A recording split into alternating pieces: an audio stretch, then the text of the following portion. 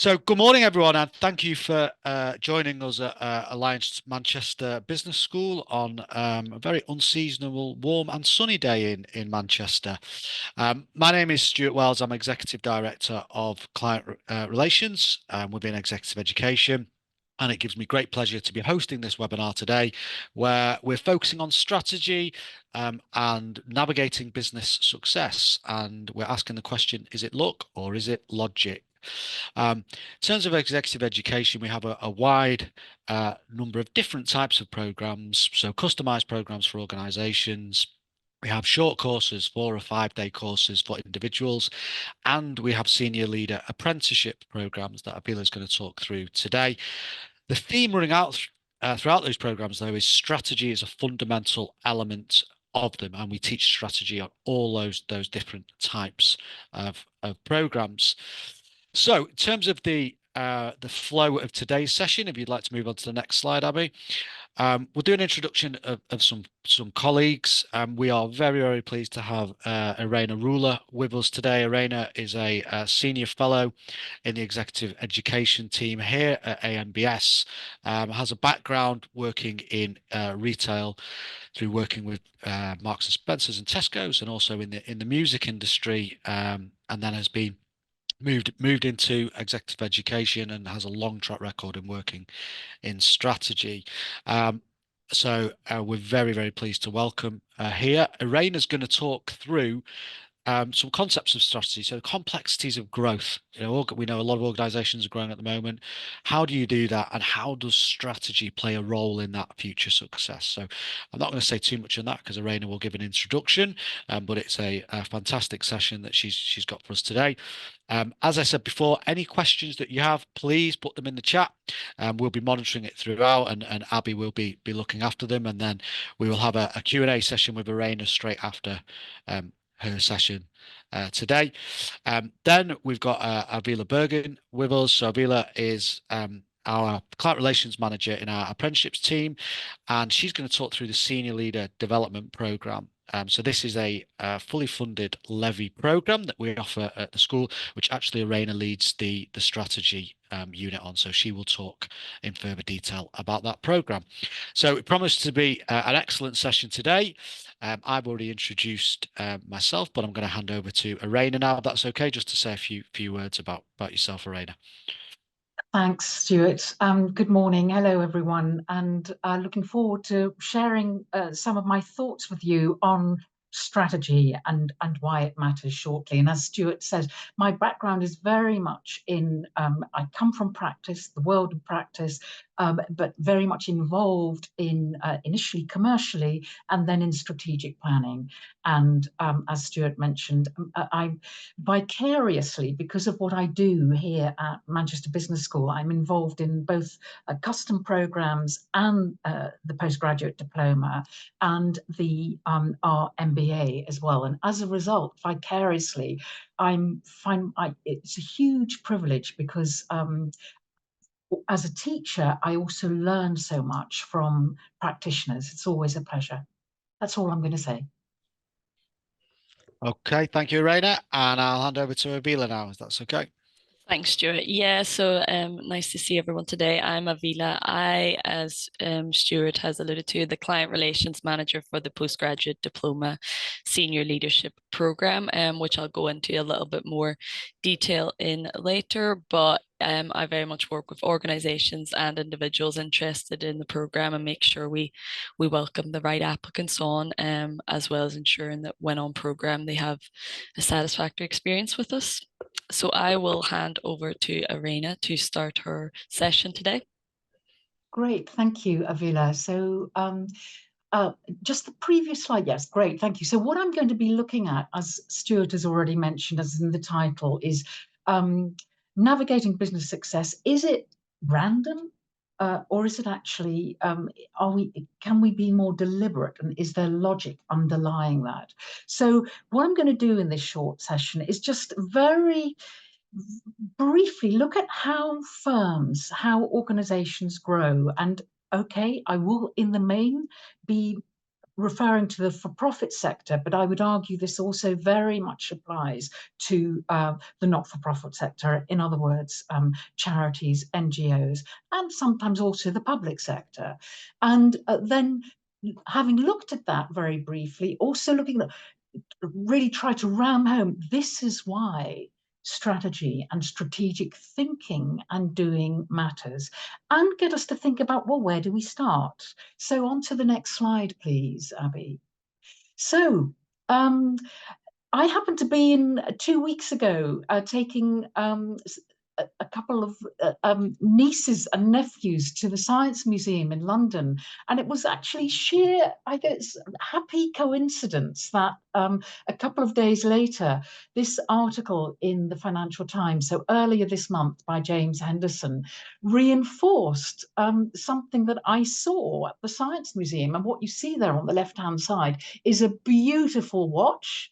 It was manufactured in the UK by Smiths, which is now known as Smiths Industries, Smiths Group.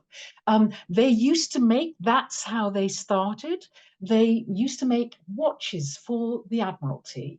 And what's really interesting is that if you asked most people, which watch was the first to get to Everest, to the summit of Everest, then many people would think it was a Rolex watch. And in fact, it wasn't. It was a Smith's watch. And it's this is a photograph of the specific watch at the Science Museum.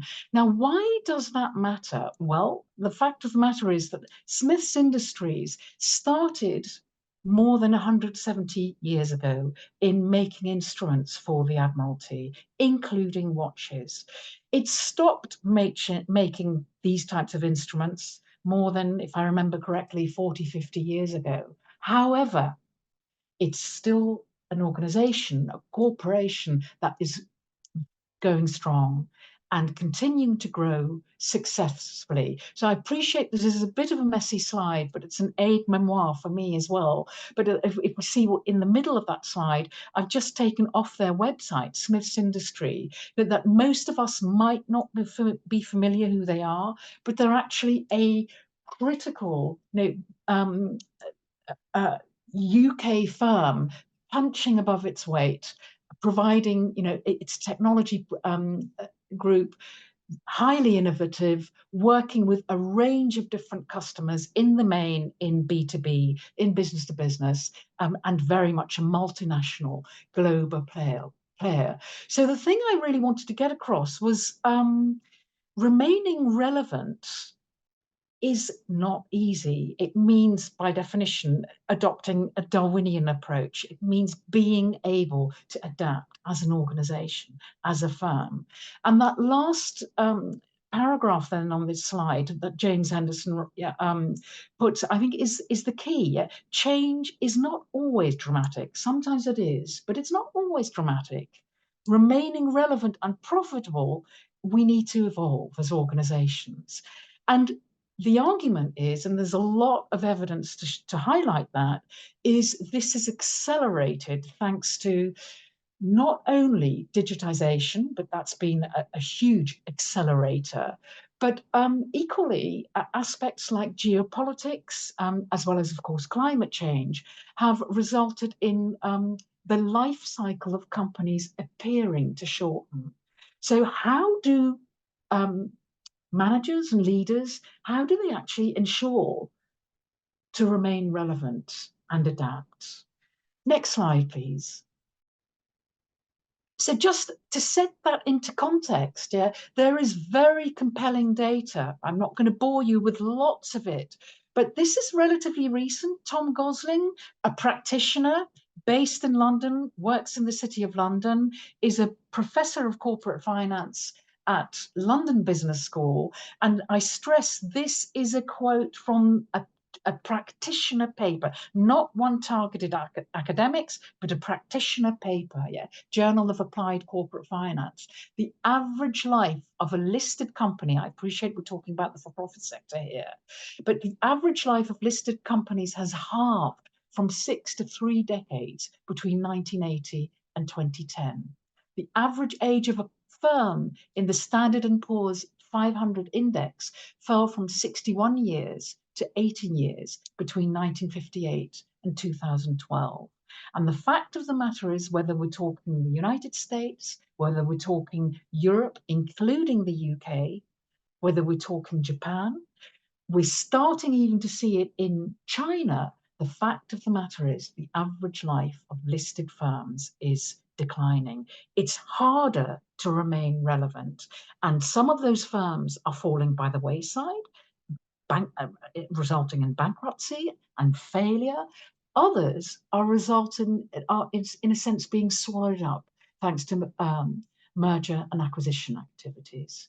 So that issue about what explains, so the title on this slide, and what explains sustained differences in the performance of organizations really matters. Why are some firms consistently better at achieving economic profit over the long term, or achieving higher brand equity over the long term? Is that pure luck, happenstance, or is it actually more deliberate? And can we apply more logic around this? And what we'll see is essentially it's a bit of both. But before we do that, the next slide, please.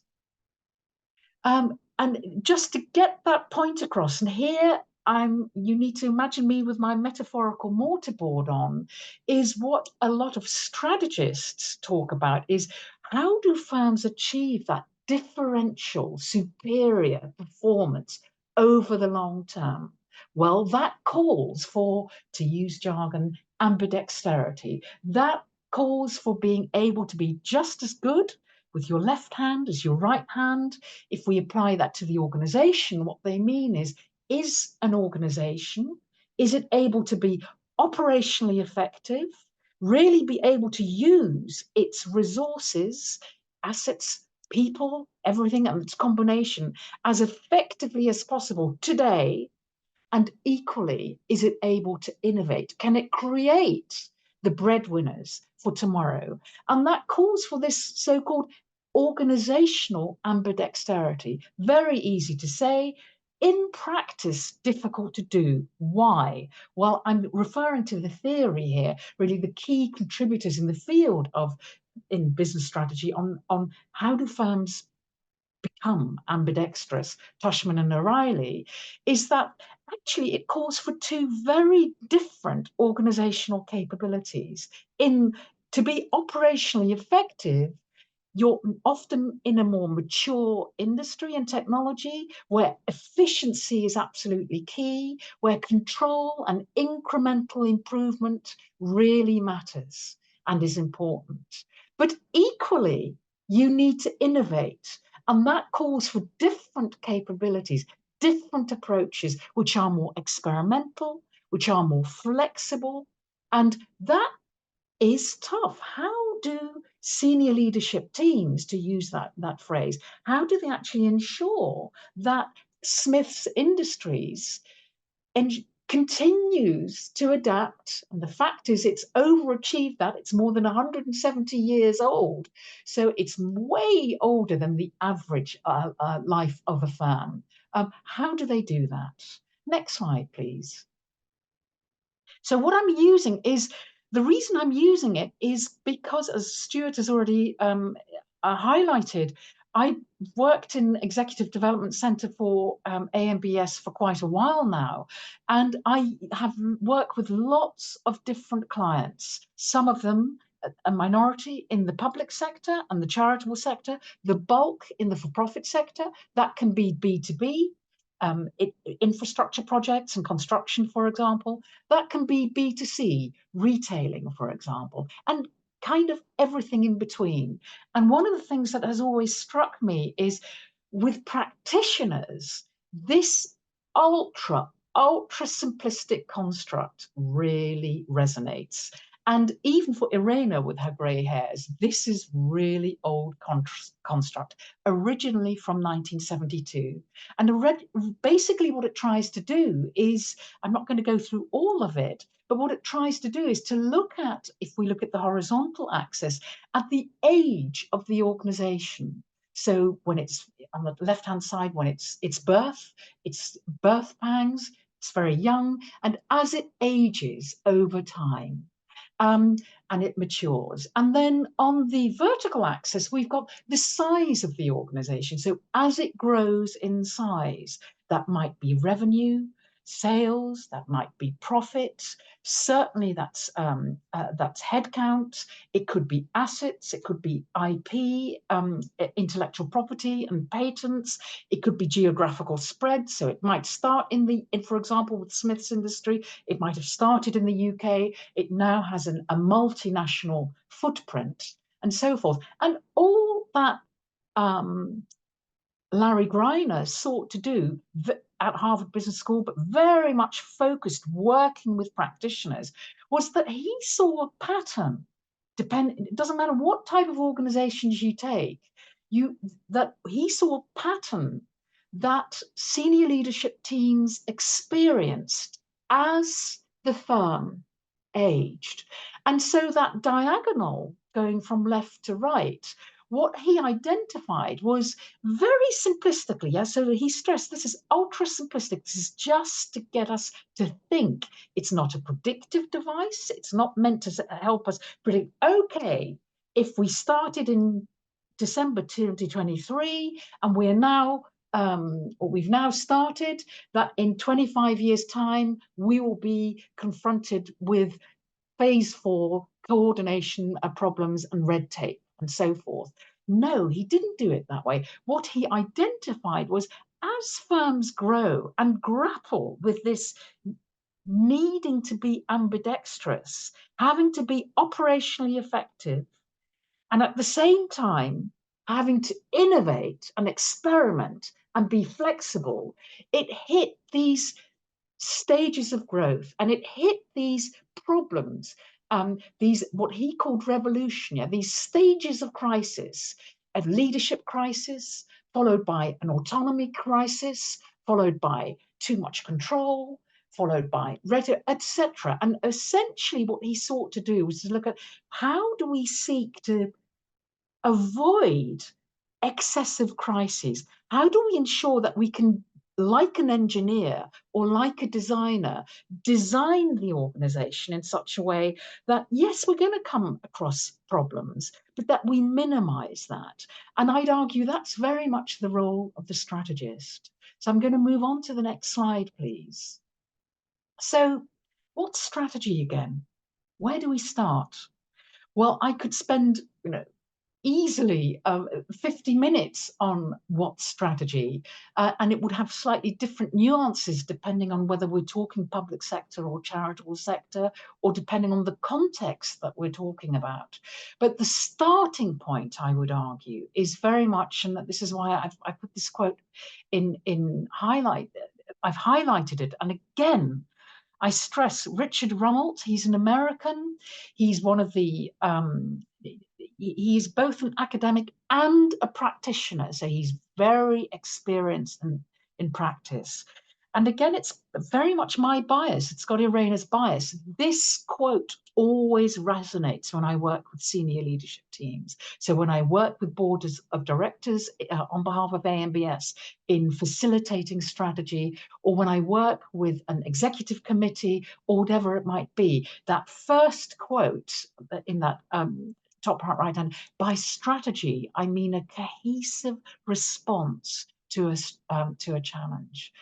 A real strategy is neither a document or a forecast, but a diagnosis of a challenge. It's a bit like a doctor and a medical team seeking to really ascertain and diagnose what's really going on.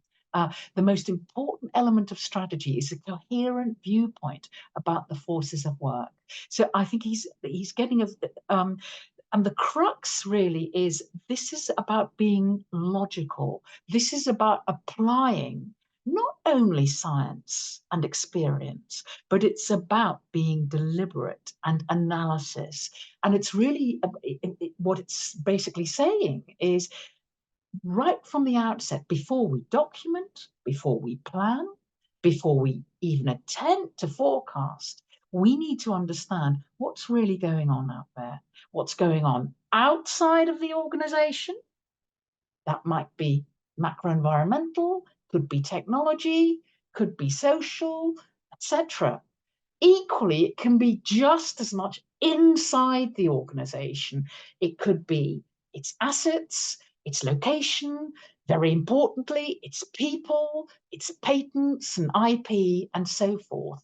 So, number one is, have we spent sufficient attention to really understanding what's going on?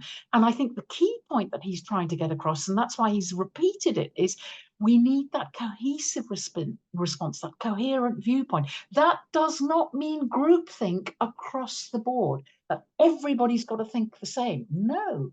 What it does mean is, have we arrived at some consensus as to what the priorities are, as to what some of the key threats are outside of the organization, within the organization, and what we're going to focus on and how we are then going to tackle that.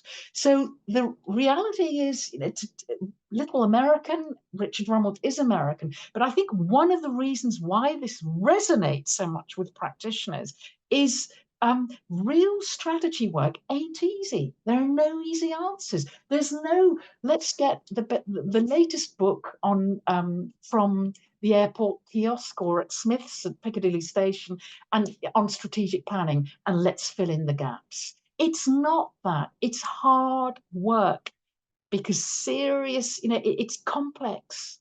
And it's, as he calls, gnarly, just like an old tree. Yeah, it's gnarly with knots. So to try to actually tease out that diagnosis really matters. So the next slide, please, Abby. So, how do we go about, where do we start? So I appreciate this is a very old New Yorker cartoon. Yeah, it's from the 1980s, but I still loves it because it's not subtle. It's stop and think. Yeah, kind of makes you stop and think. And I would argue, that's the object of the exercise of strategic thinking and doing. Yeah, strategy is a form of problem solving. That's what it's about. That's why the demand, when you look at any job adverts and so forth, the demand for strategic thinking and doing is so great. But it calls for an ability to look at and diagnose what's going on, and often recognize, well, there are no easy answers. That doesn't mean we give up, but really try to explore that. And it's a form of problem solving. So that's the starting point. And I would argue that's the starting point of the strategy module in the PG in the postgraduate diploma. So my call to you, as I also say to top teams, is, are you allocating sufficient attention? And when I say, are you allocating sufficient attention, I mean at an individual level, you. I mean at a team level. That might be the top team, that might be anything in between. Yeah. But are you doing that individually and collectively? And importantly, do you have the capacity and the capabilities to actually seek to analyze and diagnose what's going on, to really seek to understand what are those forces at work outside and inside the organization? And think about this, again, an academic term, commitment intensity. Have we really thought through what this involved, what the risks are, how much this might cost? I'm not talking just money, I'm talking reputation, I'm talking about the impact this may have on our workforce or customers, whichever stakeholders we're talking about. So a key point I'm going to drive home here is theory can help. The focus here is absolutely on practice. But where do we start? How do we get to that diagnosis? Theory helps. Next slide, please. Yeah. Theory can help improve strategic thinking. And I've put in brackets, not just thinking and doing. It enables us, once we've got that diagnosis, to take bold action, to make commitment decisions and implement a strategy. Yeah. So I think key points, yeah, the reality is there's no consensus on how strategy works. The point I want to get across is some theory really helps in focusing efforts on competitive positioning, for example, in testing our underlying logic and assumptions, and in crafting strategic actions and experiments. So on my module, for example, we look at practice. It's always focused on practice, but equally we look at what are the theories? What are the transferable lessons from those theories? So hence the teddy bear, the University of Manchester teddy bear with his or her mortarboard is don't shy away from theory. And what's really interesting is if you look at firms, very successful firms that are sort of superstar firms, quite a lot of them invest in a lot of expertise in theory. If you want more on that, I can provide that in the Q&A. And the reason for the picture of the bridge is the object of the exercise here. There are no easy answers. It's not easy. It's gnarly. It's hard. It takes time, individually and collectively. But where strategy can help and where a module like this can help is it's the bridge. It's the bridge from theory to practice. I think that's the last slide, if I remember.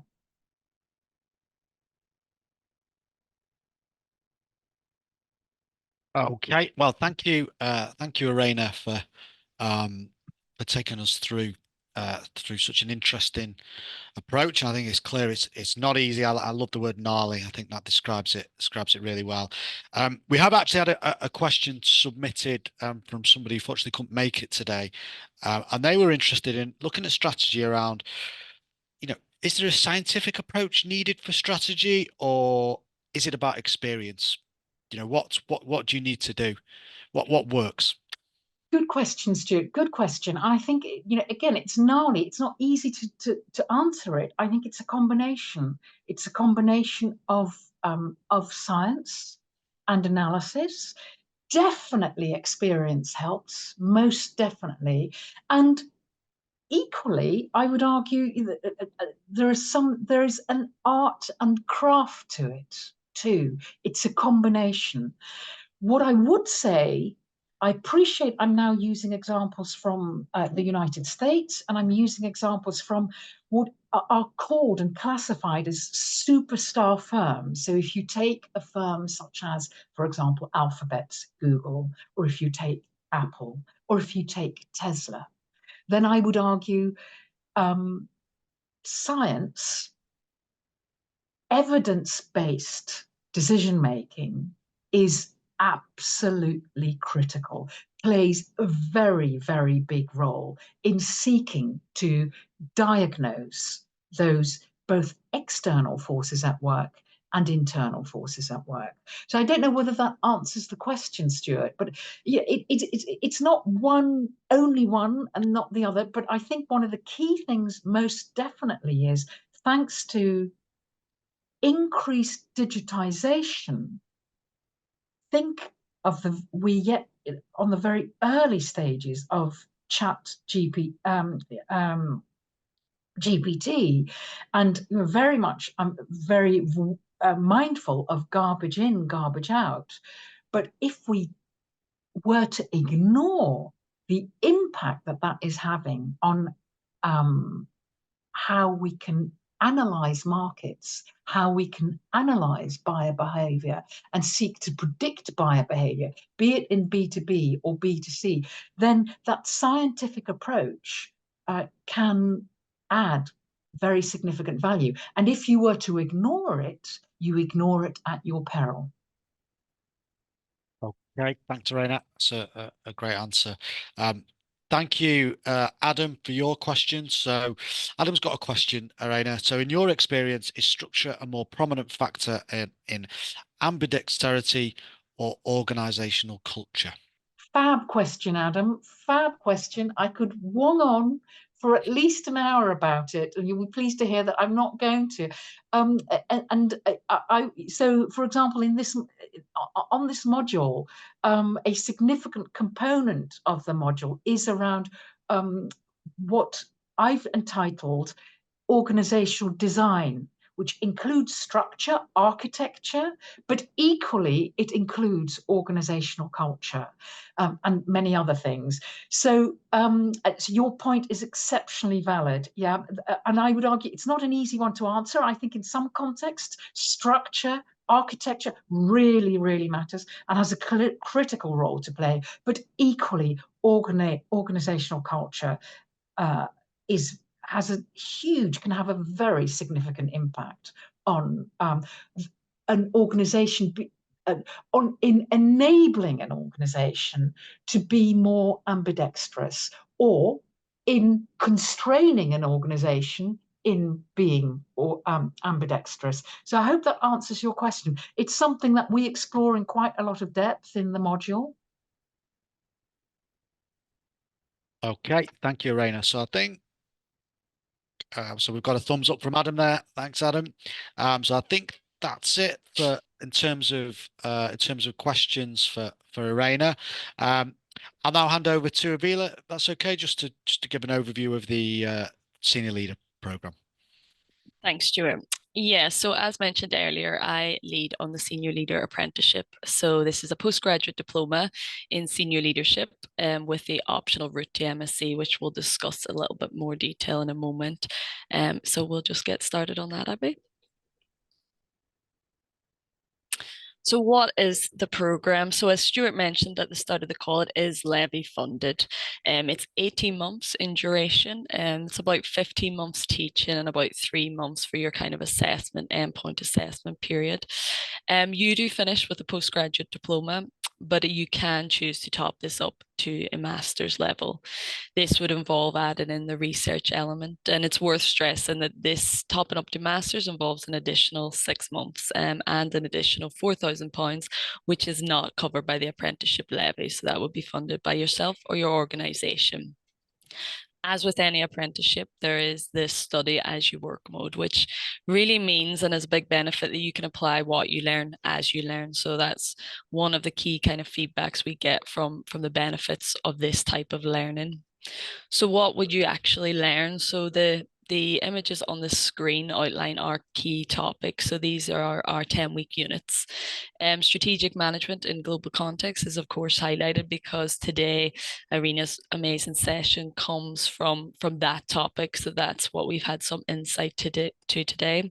But we also have things like authentic leadership and culture, which is the unit that we start with. So we kind of start exploring you as a leader before moving on to your organization, which is covered a little bit today's topic, as well as organizational behavior. So looking at the behavior of your organization and employees, what has kind of remote working, the impacts that's had, etc. We also have topics related to finance and accounting for leaders. So we by no means expect you to be a fully fledged accountant when finishing the course, but senior leaders should feel comfortable interpreting that financial information and determining kind of financial risk. We also have a really topical unit, which is sustainability and environmental social governance. So having a look at how sustainable your leadership and your leadership teams are acting in terms of ethics.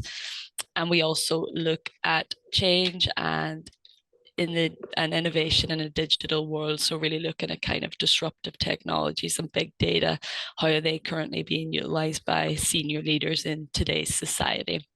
So those are the big units that we look at. If Abby moves on to the next slide. So as mentioned, today's kind of topic comes from Unit 2, which is the strategic management in a global context.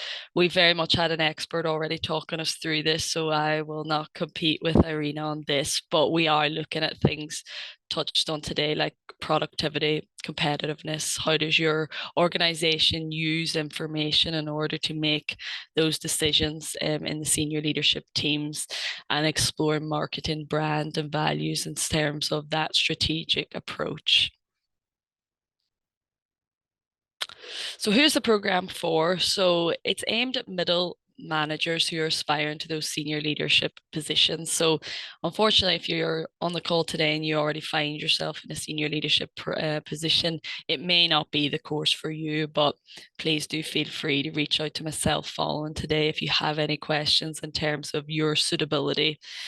We work off a framework, so a senior leader framework, so that we can be sure that by the time you finish the program, you have the knowledge, skills, and behaviors to be a senior leader current, but also potentially in the future for those of you aspiring to those type of roles.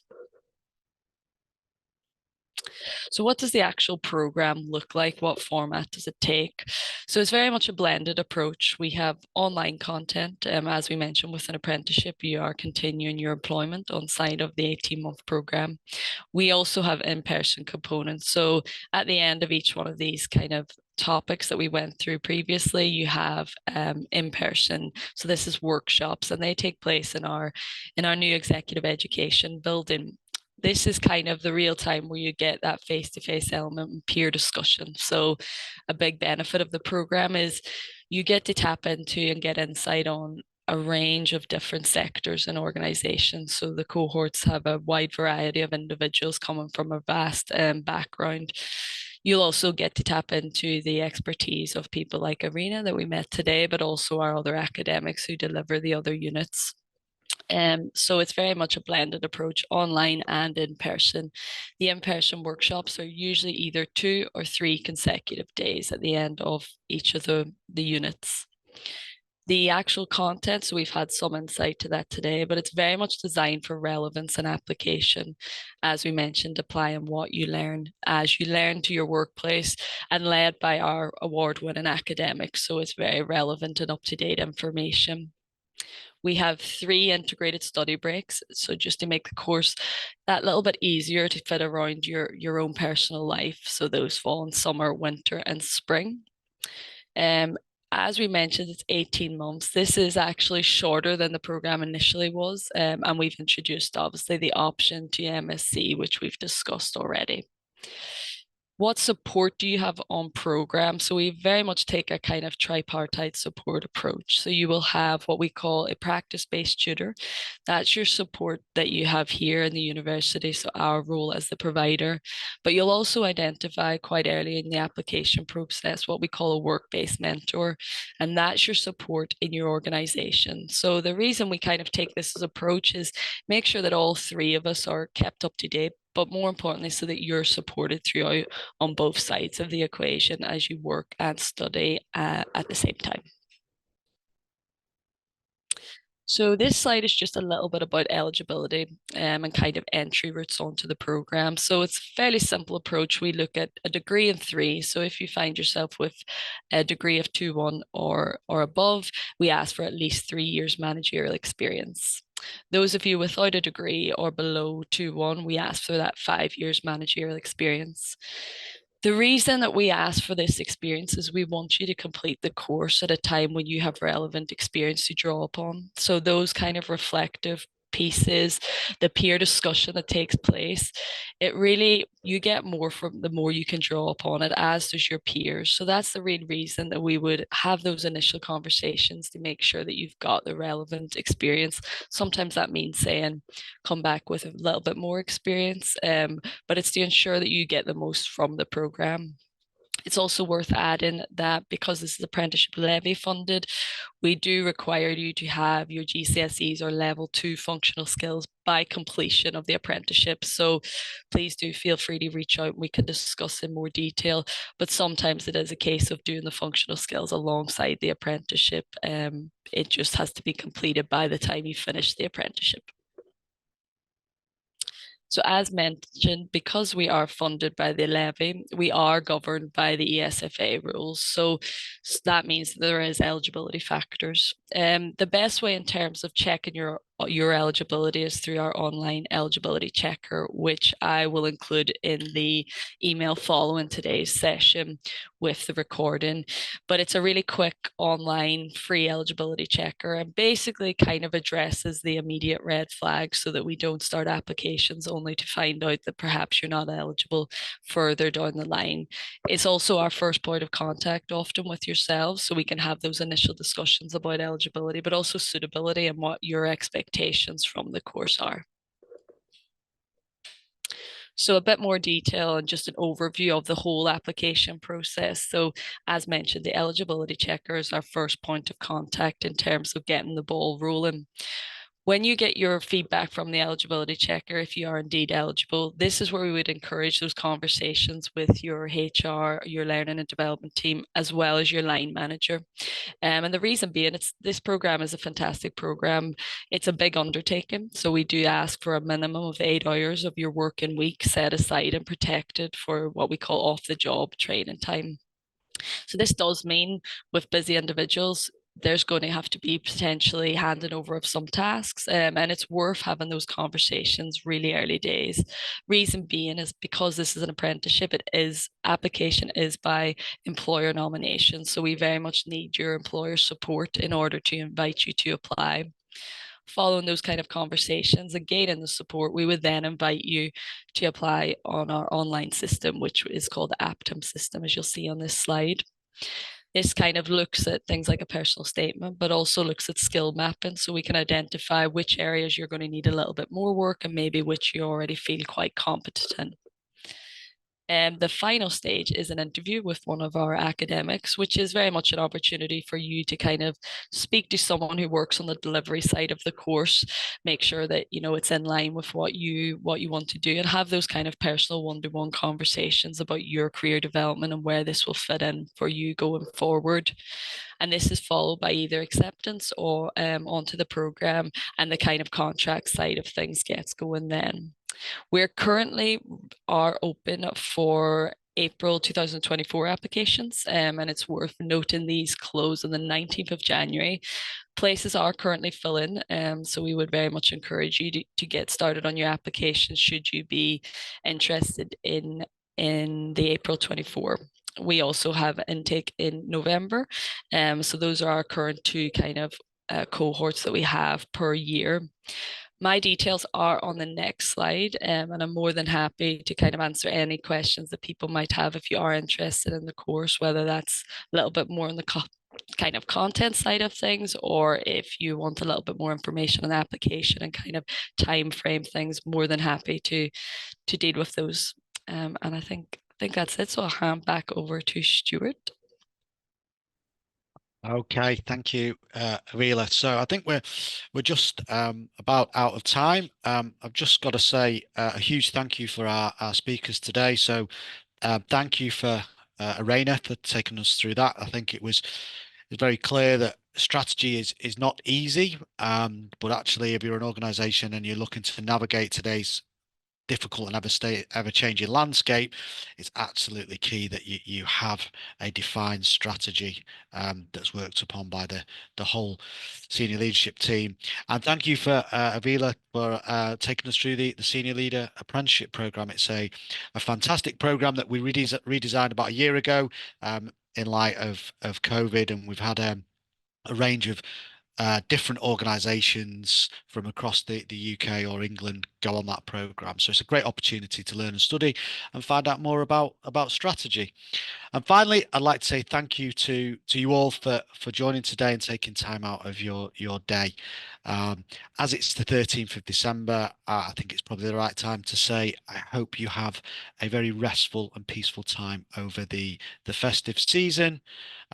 Take care, and we hope to see you at the business school in person very soon. Thank you.